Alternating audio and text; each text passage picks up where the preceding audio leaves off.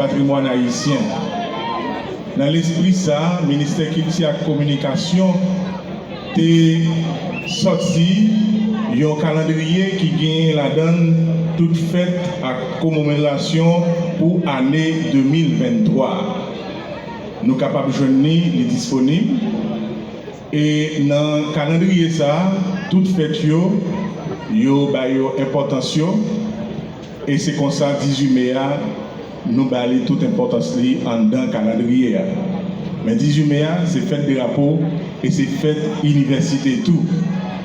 Travail là, fait dans l'université, puisque Kounia, dans l'université, il y a un cours qui fait spécialement pour apprendre jeunes femmes et jeunes garçons comme ça, auteur haïtien eux-mêmes dit que ça a été pensé au lieu que c'est seulement auteur étranger que nous apprenons.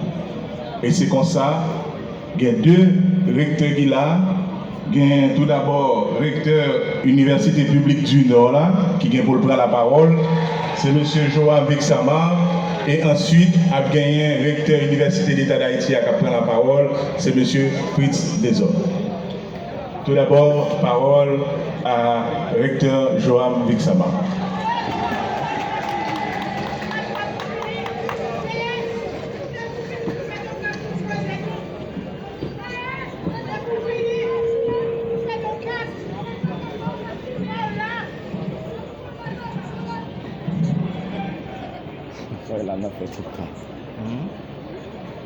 Le Nord héroïque est toujours le théâtre des événements sublimes, des rassemblements, des grandes rencontres et des compromis historiques de haut niveau, devant aboutir à la fin des nuits trop sombres et au commencement des jours de gloire.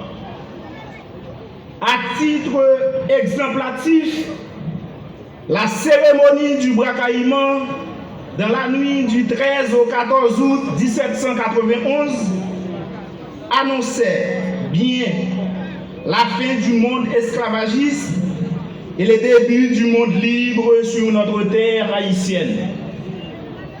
Environ une décennie plus tard, la première rencontre entre Pétion et Dessalines, deux opposants, pour planifier le congrès de la Cayenne, a eu lieu à Haut-du-Cap.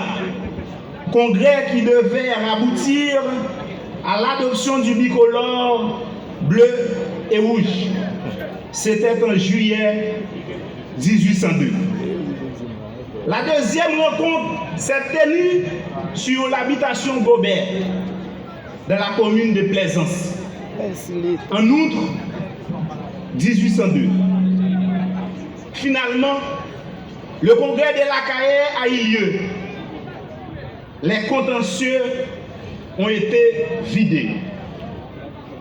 Et quelques mois plus tard, c'est à Vertières, le 18 novembre 1803, que furent réunies toutes les forces militaires pour repousser la plus grande armée de l'époque et construire le tombeau du colonialisme, de l'esclavage et du racisme, tout en donnant naissance au berceau de la liberté et des droits de l'homme. L'histoire de notre drapeau est si intimement liée à celle de Vertières que Christian Ouellet, dans un texte poétique mis en musique, a écrit: Salut, beau drapeau de Vertières, cet emblème de l'Union, inspirez-nous couleurs altières de Dessalines et de Pétion.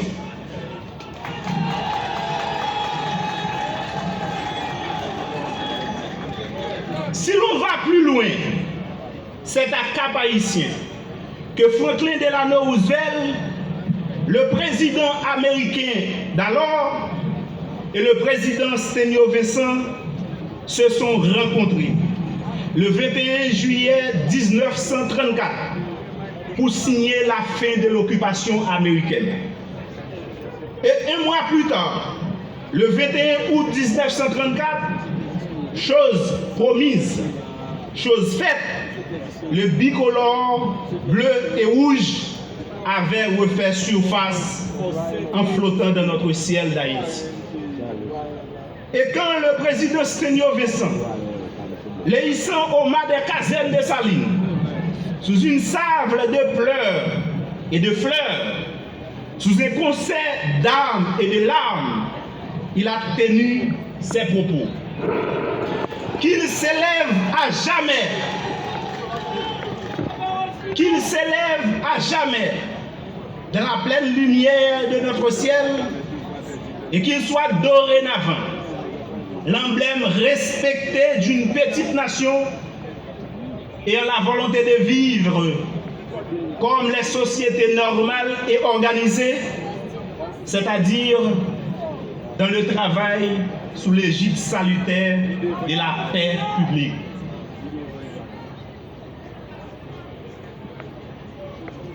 Ces brefs rappels historiques sont nécessaires pour justifier le bien fondé du choix de la ville du Cap-Haïtien par le gouvernement en place pour commémorer les 220 ans du drapeau.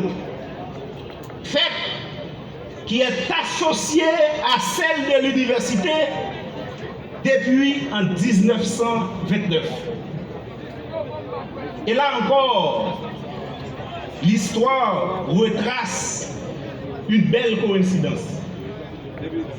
En Haïti, le Nord, d'où vient toujours la lumière, est le berceau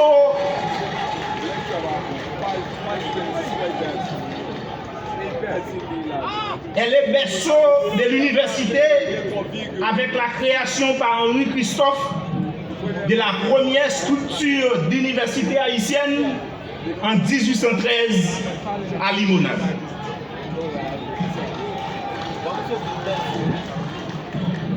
En ma qualité de recteur de l'Université publique du Nord au Cap-Haïtien,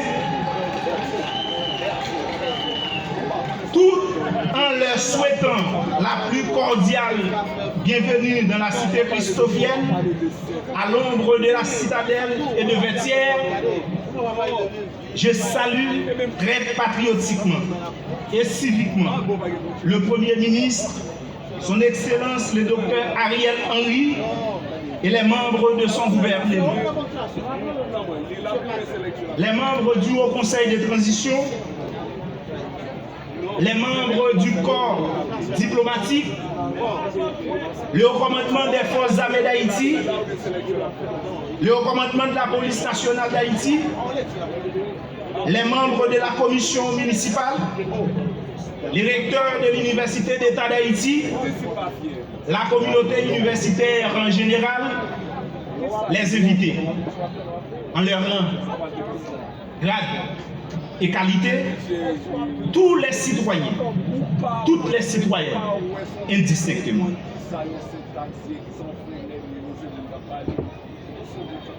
Mesdames, Messieurs,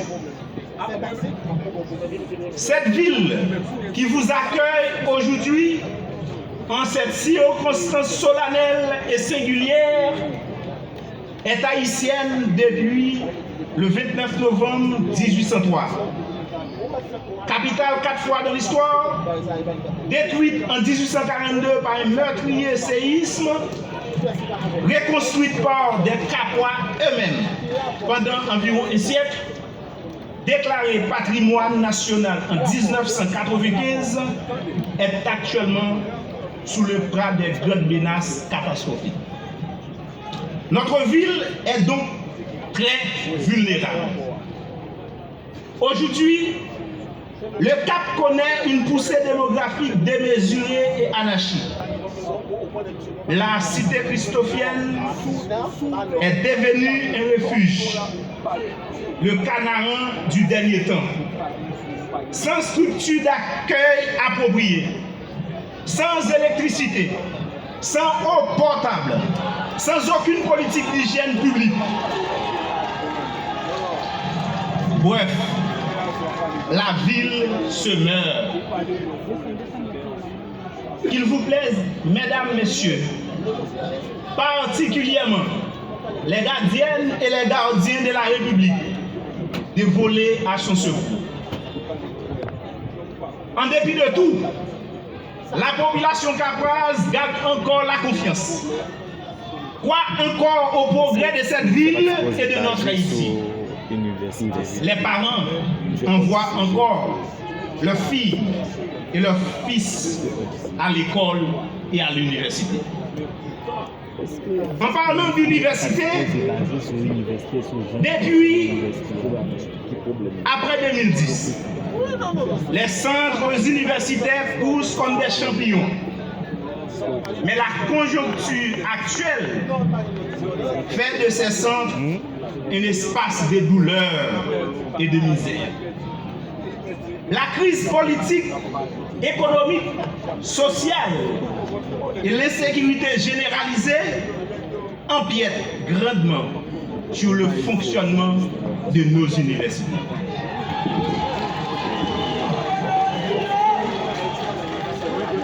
La crise des carburants, quant à elle, empêche à nos étudiants, pour la plus forte part, de se rendre régulièrement dans leurs universités.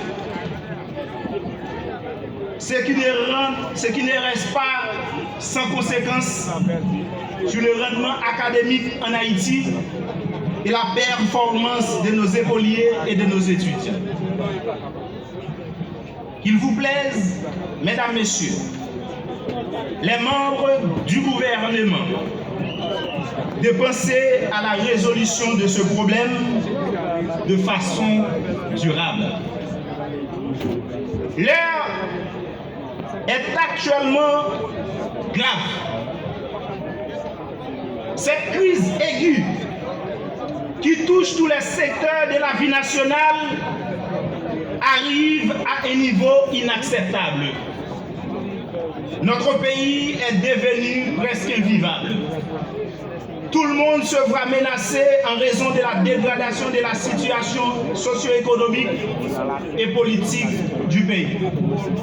La corruption généralisée, l'insécurité montante avec des cas d'assassinat spectaculaires, la dévaluation de notre devise, l'inflation galopante, la désorganisation de nos villes, la banalisation de nos valeurs, entre autres, ne font qu'exposer le niveau de délabrement de notre société.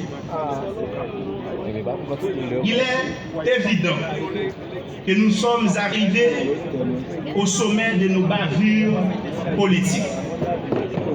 Il est presque certain que nos femmes et nos hommes politiques contemporains ne font pas preuve d'être à la hauteur de ce pays que nos héros de l'indépendance, au prix de leur sang, nous ont légué comme héritage. Notre pays ne peut plus continuer à descendre.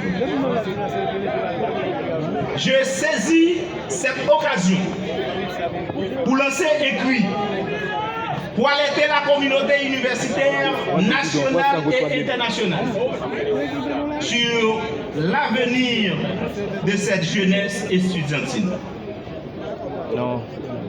L'université, comme foyer international de culture, comme lieu par excellence de l'enseignement, de la transmission du savoir et de la recherche, ne doit pas toujours être perçue et considérée comme des blocs en ciment en Haïti. Elle doit être désormais prise dans toute sa dimension, comme les principaux lieux de bouillonnement des idées scientifiques et intellectuelles qui peuvent contribuer au développement de ce pays. C'est la raison pour laquelle je vais rappeler à l'opinion qu'en l'état actuel de notre pays, la solution de sortie de crise ne proviendra pas uniquement de la classe politique, mais de toute la communauté universitaire en général.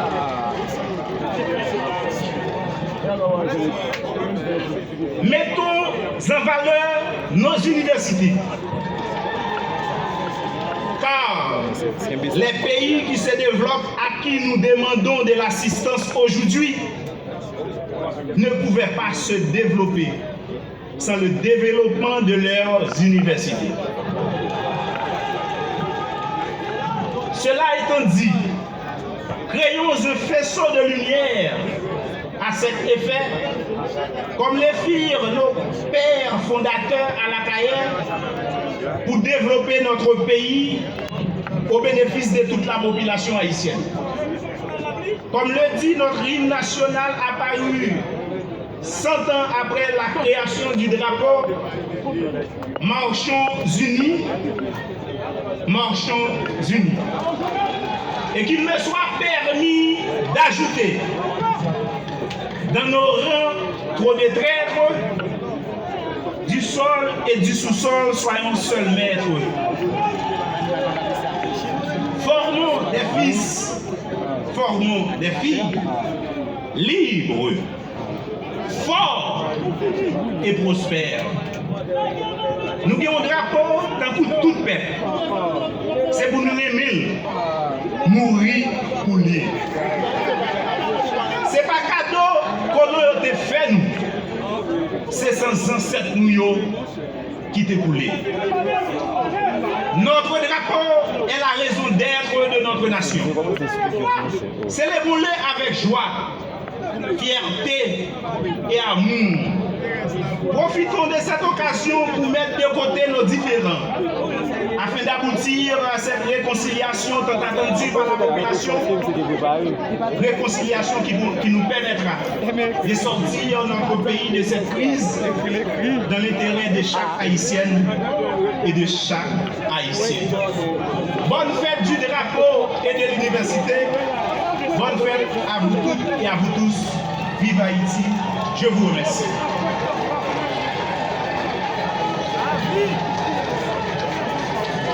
Merci beaucoup, recteur Rixamar. Et on a passé la parole qu'on y a par recteur Université d'État d'Haïti, M. Fritz Zezor.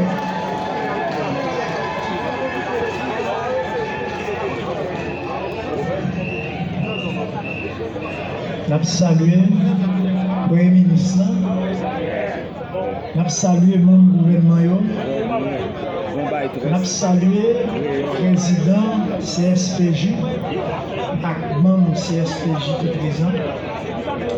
Nous saluons le corps diplomatique et le représentant de la communauté internationale. Nous saluons les responsables institutions indépendantes.